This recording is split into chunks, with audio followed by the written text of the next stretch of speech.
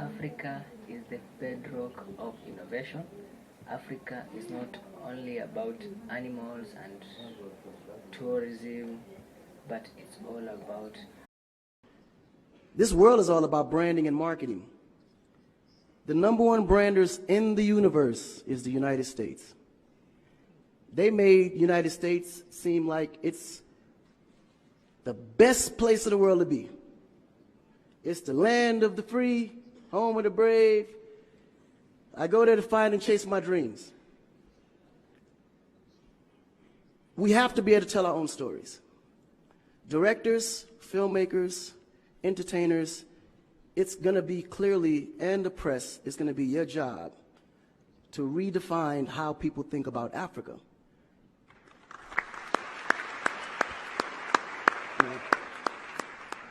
Because you're here, you see what's going on. You clearly can see in a vivid picture the good, the bad, and the ugly. What you choose to put out there is what the world is going to get. Because I can tell you right now, in Chicago alone, there's more people dying in Chicago than there was in the war in Iraq. But you would never see that. There's a lot of things that's happening in the U.S. that you would never see because they choose to show you what they want you to see for... Yeah. It's about country integrity. You have a certain reputation you have to keep.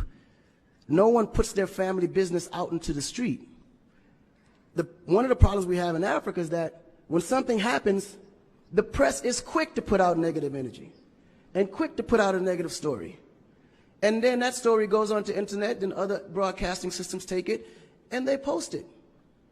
So when you look at places like Kenya, for instance, that I know of, maybe what, 2 terrorist attacks? But it was everywhere. So now people was afraid to go to Kenya because somebody shot up the mall. But then when you look online, there was over 25,000 attacks in the U.S., but you only knew about maybe 5 or 6. So we have to really rebrand. And then when you look at how the world perceives Africa, they're right. You know, you see zebras, lions, tigers, bears. Oh my. You get to the point where you think Africa's just a big jungle. The images that they're showing of Africa is historical images. This is way before civilization. This is when they were still, you know, battling with spears, like times of Shaka Zulu. No, I'm serious. But then when you look at the US, they're showing Superman, Batman, you know? Where is our Superman? Where is our, like, Shaka Zulu should be a superhero today. Really. So we have to tell our own stories. I mean, even Jesus is white.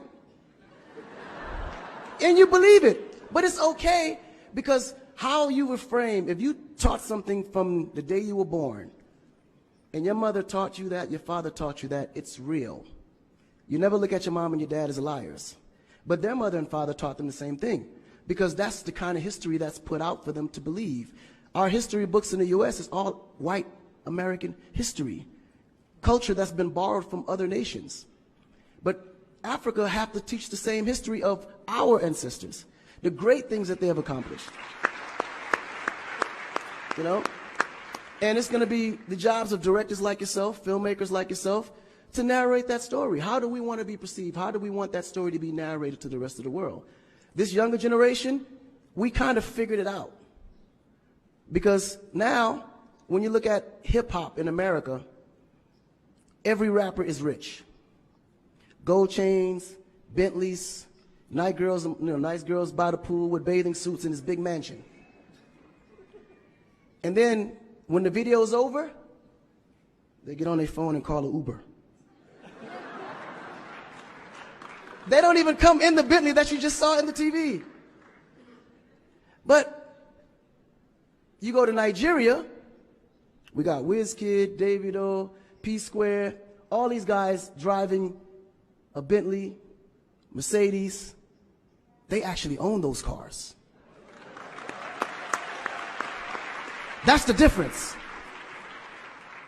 But if we don't translate that, they will never know. They think we're going to leave the shoot and go home on a horse or a zebra. Because that's what they know. This is why African Americans are so afraid of Africa. You mention Africa, they start shaking. There's so much fear. They don't know how to translate that. It was just recent that people are now saying, yeah, man, you know what? I rock with Africans, man. You know what I'm saying? I want to do some collaborations, man. Yo, man, I need an Afrobeat remix, you know what I'm saying?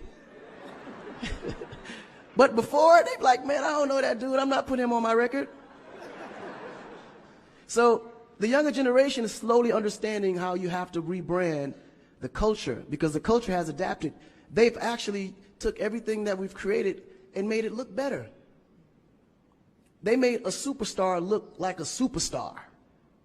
When I look on TV and I see our biggest entertainers, they don't look like stars.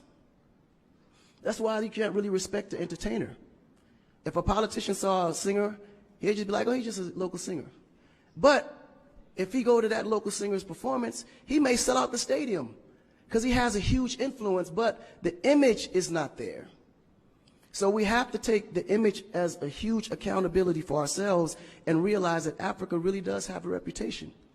But if we allow our stories to be told, our stories will be told according to their agenda on what they need to be able to benefit from Africa. So we have to tell our story so we can be able to understand how we can utilize that story to benefit for our agenda.